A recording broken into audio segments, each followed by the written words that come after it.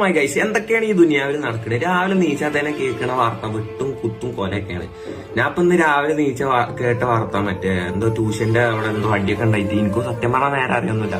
പക്ഷെ ഞാൻ എന്നാലും വെറുതെ നല്ല ലേറ്റ് ഇതൊക്കെ കിട്ടിയപ്പോൾ ഞാൻ വെറുതെ പ്രതികരിക്കാന്ന് വിചാരിച്ചാണ്. എന്തിനാ ഈ അടിയൊക്കെ ഉണ്ടാക്കണേ? എനിക്ക് വേറെ ഒന്നിനും നിങ്ങളോട് ഉപദേശിക്കാൻ ഞാൻ അർഹനല്ല. പക്ഷെ എന്താ വെച്ചാല് ഈ അടി ഉണ്ടാക്കുന്ന കേസിൽ നിങ്ങളെ ഉപദേശിക്കാൻ എനിക്ക് പൂർണ്ണമായിട്ടും അർഹത ഉണ്ട്. കാരണം എന്താ വെച്ചാല് ഞാൻ ഈ സൈഡ് കൂടി അടി വരുമ്പോ ഞാൻ ഈ സൈഡ് കൂടി മണ്ടുന്ന ആളാണ്. അപ്പൊ അതുകൊണ്ട് എനിക്ക് നിങ്ങളോട് ഉപദേശിക്കാം.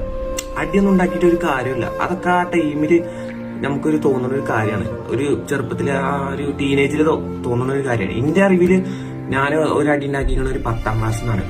അപ്പോ 4 ചെറുക്കന്മാരെ കൂട്ടി വന്നപ്പോ ഞാനത് ക്ഷമിച്ചു വിട്ടു. അല്ലാതെ പേടിച്ചിട്ടല്ല, പേടിണ്ടായിരുന്നു അങ്ങനെ.